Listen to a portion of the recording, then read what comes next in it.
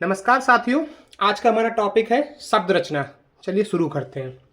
देखिए, शब्द रचना जैसा कि आपको समझ में आ रहा होगा, आज का हमारा टॉपिक है शब्द की रचना। मतलब शब्द कैसे कंस्ट्रक्ट होगा, कैसे शब्द बनेगा, उसके प्रकार क्या क्या होंगे और किन किन आधारों पे हम शब्दों को वर्गीकृत करेंगे। ठीक है, तो सबसे पहले हम समझते हैं आखिर शब्द क्या होता है। देखिए, शब्द होता है वर्णों की सार्थक ध्वनि, अर्थात एक अथवा एक से अधिक अक्षरों से बनी स्वतंत्र व सार्थक ध्वनि को हम शब्द कहते हैं। जैसे आप सिर्फ इतना याद रखिए, स्वतंत्र स्वतंत्र सार्थक ध्वनि जो एक या एक से अधिक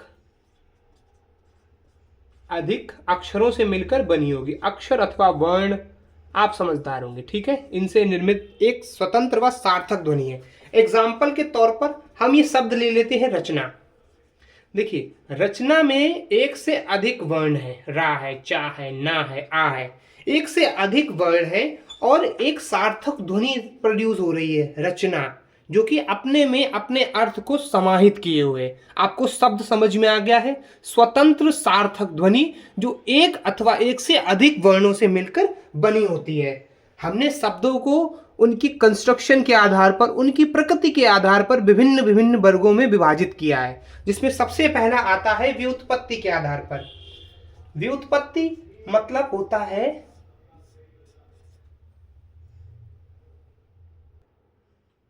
बनावट। व्युत्पत्ति, कंस्ट्रक्शन, बनावट, कैसे वो शब्द हमारा बनेगा। ठीक है, तो व्युत्पत्ति का अर्थ होता है बनावट। आप इसको समझ के रखिएगा, ठीक है। बनावट के आधार या व्युत्पत्ति के आधार पर शब्द होते हैं हमारे तीन प्रकार के। सबसे पहला होता है रूढ़, दूसरा शब्द होता है हमारे यौगिक और तीसरा शब्द हमारा होता है योग रूढ़। ये शब्दों के प्रकार हैं। किस आधार पर? कि हमारे शब्द कैसे बनते हैं। व्युत्पत्ति के आधार पर हमने आपको शब्द तीन प्रकार के बताए हैं, जिसमें सबसे पहला पार्ट था रूढ़ शब्द। देखिए, आपको रूढ़ शब्द से ही पता चल रहा होगा कि कोई ये उस प्रकार के शब्द होते हैं जो अपने अर्थ को कालांतर से समाहित किए होते हैं। मतलब यदि आप इन शब्दों को तोड़ेंगे तो ये अपने अर्थ को भी खो देंगे। आप समझ में आ रहा है? अर्थ खोने का मतलब है कि यदि आप इनको तोड़ देते हैं तो इनका कोई अस्तित्व नहीं रह जाता है। तो रूढ़ शब्द वे शब्द होते हैं जिनके टुकड़े ना किए जा सके, जिनके टुकड़े अथवा विभाजन टुकड़े ना किए जा सके। ठीक है, यदि आप उनके कोई टुकड़े करते हैं तो वे अपने अर्थ अथवा अपने अस्तित्व को खो देंगे। आप समझ में आ रहा होगा। एग्जाम्पल के तौर पर आप ले लीजिए मानव। एक शब्द हमने ले लिया मानव। देखिए, मानव एक ऐसा रूढ़ शब्द है, यदि आप इसको तोड़ते हैं, आपने मैंने कोई भी एक तोड़ लेते हैं, जैसे माँ ले लिया प्लस नव ले लिया, कोई अर्थ नहीं बन रहा, कोई सार्थक अर्थ नहीं बन रहा है इन शब्दों का। मानव तभी है जब ये अपने बिना विभक्त रूप में लिखा है। आपको समझ में आ रहा होगा कि रूढ़ शब्द कौन से शब्द होते हैं। दूसरा हमने पढ़ा था व्युत्पत्ति के आधार पर यौगिक। देखिए, ये इंपॉर्टेंट है समझने के लिए। यौगिक शब्द कौन से शब्द होते हैं? देखिए, यौगिक शब्द एक अथवा एक से अधिक शब्दांशों से निर्मित एक ऐसे वर्ड होते हैं, ऐसे शब्द होते हैं जिनके टुकड़े किए जा सकते हैं और वह अपने सार्थक अर्थ को समाहित किए होते हैं। आप इस चीज को समझ नहीं पा रहे होंगे, पहले आप इसको समझिए। दो शब्दांशों, दो अथवा दो से अधिक शब्दांशों से मिलकर बने होते हैं। शब्दांशों से मिलकर बने होते हैं। पहली चीज पार्ट्स में समझिए। पहली चीज, यौगिक मतलब दो शब्दांशों से मिलकर बने होंगे। दूसरी चीज, दोनों शब्दांश सार्थक अर्थ लिए होंगे। सार्थक अर्थ मतलब यदि वे भिन्न भिन्न भी हैं तो उनका अर्थ उनमें समाहित होगा और नए शब्द के निर्माण के साथ भी वे अपने अर्थ को समाहित किए होंगे। मतलब यदि आप यौगिक शब्द को तोड़ते भी हैं तो जो हमारे शब्दांश हैं, जो हमारे शब्द हैं, वे अपने अर्थ को नहीं खोएंगे। तो सार्थक शब्द बने रहेंगे, विभक्ति के बाद सार्थक शब्द रहेंगे। आप इसको एग्जाम्पल से ज्यादा अच्छे से समझ लेंगे। एग्जाम्पल के तौर पर हमने लिया है विद्यालय, विद्या प्लस आलय, आप इसको समझिए। देखिए अभी विद्या का अर्थ होता है ज्ञान, शिक्षा, शिक्षा अच्छा होगा, शिक्षा, और आलय का मतलब होता है स्थान, घर, भवन, स्थान, घर, भवन होता है। जब ये अलग अलग हैं, मतलब ये पृथक हैं, तब भी ये अपने सार्थक अर्थ को लिए हैं। आलय का भी एक सार्थक अर्थ होता है भवन, विद्या का भी एक सार्थक अर्थ होता है शिक्षा, और जब ये मिलकर एक नया यौगिक शब्द बनाएंगे जो कि होगा विद्यालय, जो कि होगा विद्यालय। देखिए इन्होंने एक नया शब्द निर्माण किया है, वो बना हमारा एक यौगिक शब्द विद्यालय। जब हमने विद्यालय को देखा, जब आप विद्यालय को देखेंगे तो इसने एक नया अर्थ बनाया है। अर्थ इसका वही है, विद्या, विद्या का घर, विद्या का घर। और जब ये पृथक पृथक थे तो अपने अर्थ को समाहित किए हुए थे। आपने इस चीज को समझ लिया होगा कि यौगिक वे शब्द होते हैं जो एक अथवा एक से अधिक शब्दांशों से मिलकर बने होते हैं। उनकी विभक्ति करने पर वे सार्थक अर्थ के साथ अलग अलग शब्दों में भी विभक्त किए जा सकते हैं। तो यौगिक में आपको दो चीजें याद रखनी है, शब्दांश, दूसरा ये विभक्त होंगे, ठीक है, और तीसरा ये अपने सार्थक अर्थ के साथ रहेंगे, सार्थक अर्थ के साथ रहेंगे। मतलब यदि इसके आप कितने भी टुकड़े, अब जैसे विद्या है, विद्या हमारा एक अलग से रूढ़ शब्द है, आप इसको तोड़ नहीं सकते हो, तो आप इस चीज को समझें। आलय है, आलय को आप तोड़ नहीं सकते हो, लेकिन जब तक ये अपने सार्थक रूप में बने रहेंगे ये अपने अर्थ को समाहित किए रहेंगे। व्युत्पत्ति के आधार पर हमने रूढ़ शब्द पढ़ लिए हैं, यौगिक शब्द आपको मेरे हिसाब से समझ में आ ही गए होंगे। उसके बाद हमारा व्युत्पत्ति के आधार पर तीसरे शब्द थे जो कि थे योग रूढ़। देखिए यौगिक शब्द और योग रूढ़ शब्द में बहुत ही थोड़ा सा अंतर है, आपको समझना पड़ेगा। ये भी शब्दांशों से मिलकर बने होते हैं, ये शब्द भी शब्दांशों से मिलकर बने होते हैं, लेकिन इसमें एक नई चीज ये आती है कि ये दो शब्दांश या दो से अधिक शब्दांश मिलकर किसी तीसरे अर्थ को बताते हैं, किसी तीसरे अर्थ को बताते हैं, तीसरे या अन्य अर्थ को प्रदर्शित करते हैं, अन्य अर्थ देते हैं। आप एग्जाम्पल समझिए, इसका एग्जाम्पल के तौर पर हमने ले लिया है एक हिम, हिम और प्लस आलय। देखिए हिम मीन्स क्या होता है, बर्फ, और आलय मीन्स क्या होता है, अभी हमने पढ़ा है घर, भवन। देखिए ये ऐसे शब्दांश हैं जो अपने सार्थक अर्थ के साथ हैं, लेकिन जब हम इनको मिला देंगे तो हमारा एक अर्थ बनेगा हिमालय। और हिमालय हम सब जानते हैं कि एक कोई अन्य स्थान को दर्शा रहा है, एक पूरे अन्य अर्थ को दर्शा दिया है। जो हिम पहले बर्फ थी अब वो हिमालय के रूप में परिवर्तित हो गई है। तो आप इस चीज को समझ सकते हैं कि योग रूढ़ शब्द कौन से शब्द होते हैं, वे शब्दांशों से मिलकर बने होते हैं, पहली चीज। दूसरा किसी तीसरे अर्थ को दर्शाते हैं। आप एग्जाम्पल के तौर पर एक पीतंबर ले सकते हैं, पीत प्लस अंबर। आप जानते हैं पीत मतलब होता है पीला, और अंबर मीन्स होते हैं कपड़े। कौन, श्री कृष्ण। देखिए एक अन्य अर्थ दे दिया है, लंबोदर, लंब धन उदर, लंबा मतलब मोटे, उदर मतलब पेट, बड़े पेट वाले। कौन है, श्री गणेश। आप इस चीज को समझिए, किसी अन्य अर्थ को, दो सार्थक ध्वनियां, दो पृथक ध्वनियां किसी तीसरे अर्थ को प्रदर्शित कर रही हैं। आपको मेरे हिसाब से व्युत्पत्ति के आधार पर शब्द समझ में आ गए होंगे। अब हम पढ़ते हैं उत्पत्ति के आधार पर।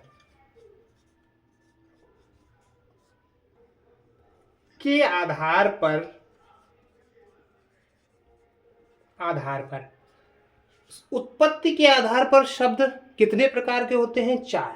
देखिए उत्पत्ति का मतलब है कि इनका ओरिजिन कहां से है। ओरिजिन मतलब कौन सा शब्द कहां से मिला है, ठीक है। आपको उत्पत्ति के आधार पर शब्द समझ में आ रहे होंगे। ये 4 प्रकार के, ये 4 प्रकार कौन कौन से हैं। सबसे पहले शब्द होते हैं तत्सम शब्द, ठीक है। दूसरे होते हैं तद्भव शब्द, तीसरे शब्द होते हैं देशज और चौथे होते हैं विदेशज। देखिए, हम यहाँ पर किसी प्रकार के शब्द की बात नहीं करेंगे, हम सिर्फ उनकी उत्पत्ति की बात करेंगे। ठीक है, जब हमें तत्सम शब्द पढ़ने होंगे तो हम प्रैक्टिस के समय उनकी प्रैक्टिस करेंगे अच्छे से कि कौन से तत्सम हैं, कौन से तद्भव हैं। ठीक है, उनको पहचानेंगे कैसे। लेकिन अभी आप सिर्फ ये समझिए कि तत्सम शब्द होते क्या क्या हैं। ठीक है, तो शुरुआत करते हैं तत्सम शब्दों से। तत्सम शब्द वे शब्द होते हैं जो संस्कृत भाषा से सीधे हिंदी में यूज होते हैं। संस्कृत भाषा के वे शब्द जो हिंदी में सीधे यूज होते हैं बिना किसी परिवर्तन के। एग्जाम्पल के तौर पर हम ले लेते हैं आम्र। आम्र, दूसरा हमने एग्जाम्पल ले लिया घृत। ठीक है, तीसरा हमने ले लिया अग्नि। आई थिंक आप समझ में आ रहा होगा कि कौन कौन से एग्जाम्पल्स हैं। ठीक है, उसके बाद हम बात करते हैं तद्भव शब्दों की। तद्भव शब्द वे शब्द होते हैं जो संस्कृत भाषा के शब्दों में कुछ परिवर्तन लाके, संस्कृत भाषा के शब्दों में परिवर्तन लाके यूज किए जाते हैं। किसमें? हिंदी में। ठीक है, एग्जाम्पल हमें मालूम है कि संस्कृत में आम को आम्र बोला जाता है, आम्र। ठीक है, हमने संस्कृत के तत्सम शब्दों में जो संस्कृत भाषा के शब्द हैं उनमें कुछ परिवर्तन किया और हमने आम्र को आम बोलना प्रारंभ कर दिया, तो ये तद्भव शब्द हो गया। घृत, घृत होता है घी। हमने इस संस्कृत शब्द में कुछ परिवर्तन किया और तद्भव रूप बना के हमने इसको यूज किया है घी में। वैसे ही संस्कृत शब्द का जो शब्द है अग्नि, उसमें हमने परिवर्तन लाया और हमने उसको यूज किया है आग। तो आपको समझ में आ रहा होगा कि तत्सम शब्द कौन से होते हैं और तद्भव शब्द कौन से होते हैं। आप शब्दों को समझिए, पहचान करने का तरीका हम प्रैक्टिस में सीख लेंगे। ठीक है, उसके बाद तीसरे प्रकार के शब्दों की बात करते हैं, वो होते हैं देशज। आपको शब्द से समझ में आ रहा होगा देश, जन्म, मतलब जो वे शब्द जो देश में जन्मे होते हैं। ठीक है, जो लोकली प्रोड्यूस्ड होते हैं, लोकली प्रोड्यूस्ड होते हैं, लोकल क्षेत्र में बोले जाते हैं। जैसे जो उत्तर भारत में जो यूपी वाले जो बेल्ट है, मिडिल यूपी में बोला जाता है, ब्रज के क्षेत्र में आम को अमिया बोला जाता है। तो अमिया क्या हो गया? अमिया एक आम का देशज रूप है। टपका बोला जाता है, टपका। ये देशज जो यहाँ के लोग हैं वो समझ में आ रहा होगा। लोटा, हमारे यहाँ लोटा बोला जाता है, लोटा ग्लास, और जो बड़ा ग्लास होता है उसको लोटा बोला जाता है, लोटा। तो ये देशज, ये लोकली प्रोड्यूस्ड शब्द होते हैं। ठीक है, हमाओ, हमाओ, ये लोकली शब्द प्रोड्यूस होते हैं। तो आपको ये चीज़ समझ में आ रहे होंगे कि देशज, देशज मतलब देसी शब्द जो यूज होते हैं। ठीक है, उसके बाद विदेशज, आपको शब्द से समझ में आ रहा होगा कि विदेशज शब्द वे शब्द जो विदेश पे जन्मे होते हैं, जैसे आलपिन, अलमारी, आलपिन, अलमारी, तंबाकू। ठीक है, आप शब्दों को समझिए, इनकी पहचान करना हम आपको प्रैक्टिस में सिखा सकते हैं। पर अगर आप तत्सम शब्द ही नहीं जानते, तद्भव ही नहीं जानते, सिर्फ आपने वो याद कर लिया है कि आदेश शब्द है तो तत्सम लगा दिया, उड़ंतु रहा है तो तत्सम लगा दिया, तो उससे काम अब चलने वाला नहीं है। ठीक है, उत्पत्ति के आधार पर हमने शब्दों के 4 प्रकारों को समझ लिया है। अब हम बात करते हैं शब्दों के जो अगला नेक्स्ट पार्ट है या फिर नेक्स्ट यूज है कि हमने शब्दों को कंस्ट्रक्ट कर लिया। व्युत्पत्ति के आधार पर हमने शब्द 3 प्रकार के पढ़े, मतलब हमने शब्दों को बना लिया है। उसके बाद हमने और भी शब्द देख लिए हैं कि हमें कहाँ कहाँ से शब्द और प्राप्त हो सकते हैं। तो हमें शब्द तो ढेर सारे मिल गए हैं, अब हमें उनका यूज कहाँ और कैसे करना है तो वो हम इसके नेक्स्ट पार्ट में पढ़ेंगे। तीसरा पार्ट है प्रयोग के आधार पर। प्रयोग के आधार पर देखिए, शब्दों में प्रयोग के आधार पर शब्द 2 प्रकार के होते हैं। शब्द होते हैं 2 प्रकार के। पहला विकारी शब्द, विकारी शब्द, और दूसरे शब्द होते हैं अविकारी शब्द। ठीक है,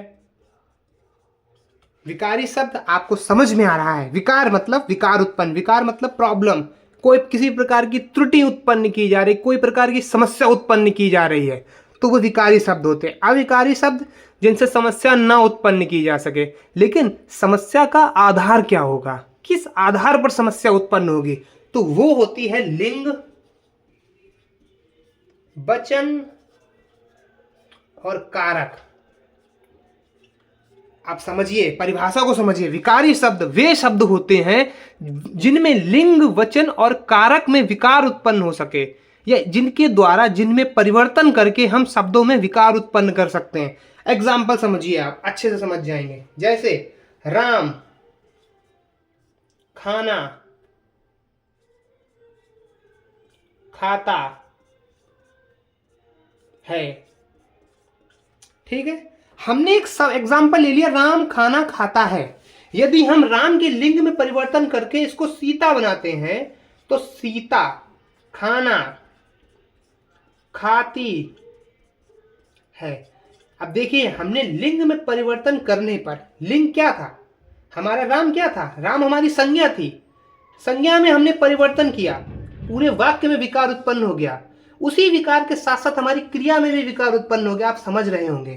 तो आपको इस एग्जाम्पल के आधार पर विकारी शब्दों का प्रकार भी समझ में आ रहा होगा कि विकारी शब्द होते आखिर कौन कौन से हैं। तो समझिएगा, विकारी शब्द यहीं पे मैं लिखे दे रहा हूं कि विकारी शब्द के प्रकार होते हैं 4। कौन कौन से? सबसे पहला संज्ञा, मतलब संज्ञा वे शब्द होते हैं, ये संज्ञा वे विकारी शब्द होते हैं, आपको आगे मैं पढ़ाने वाला हूं। ठीक है, उसके बाद दूसरा हमने विकार उत्पन्न किया है क्रिया में, तो वे क्रिया भी एक विकारी शब्द होती है। उसके बाद आप एग्जाम्पल के तौर पर और समझिए, जैसे वह गाय काली है,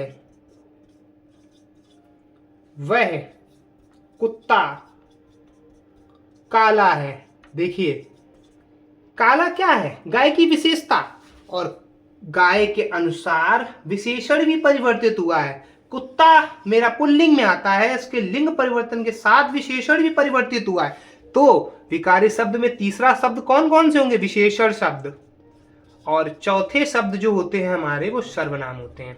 ठीक है, अगली जो नेक्स्ट वीडियोज होंगी, आने वाली कुछ वीडियोज है, उनमें हम इन्हीं के विषय में पढ़ेंगे कि आखिर संज्ञा शब्द क्या होते हैं, क्रिया क्या होती, विशेषण क्या होते हैं, सर्वनाम क्या होते हैं। परंतु आप विकारी समझिए, विकार शब्द क्या क्या होते हैं, आपको इसके आधार पर कुछ कुछ समझ में आया होगा।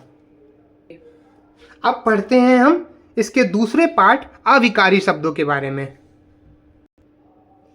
दूसरा है अविकारी शब्द।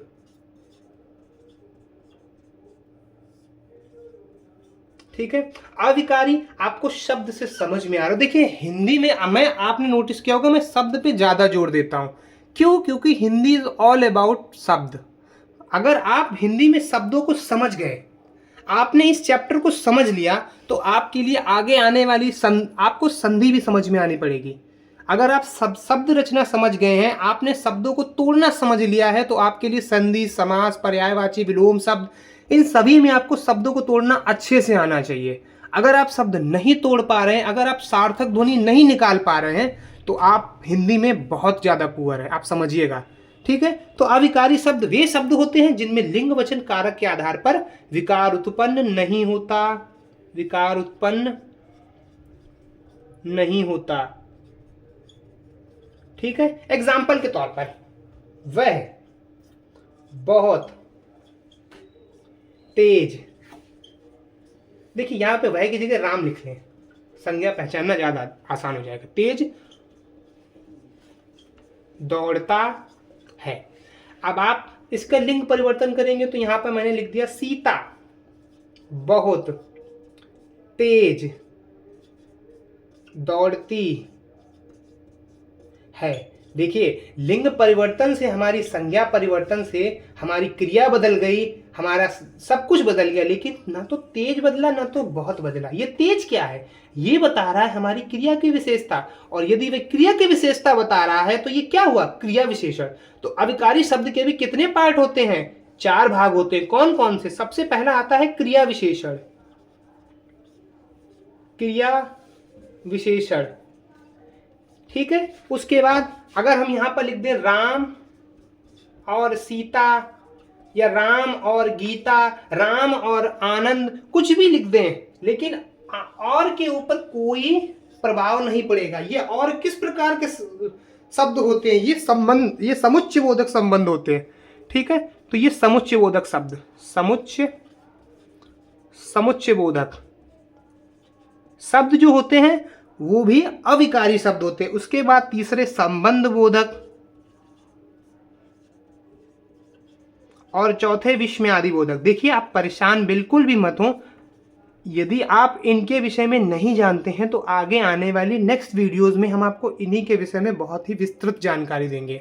ठीक है, आज के लिए इतना ही। बाकी की शब्द रचना की जो वीडियोस में, अगली वीडियोस में हम आपको सारी शब्द रचना कंप्लीट करा देंगे। आपको शब्द तोड़ना आ जाएगा, आखिर हम हिंदी में शब्दों को यूज कैसे करें, आपकी वर्ड पावर कैसे इंप्रूव हो, उसके लिए ये चैप्टर बहुत इंपॉर्टेंट है। आज के लिए इतना ही, धन्यवाद।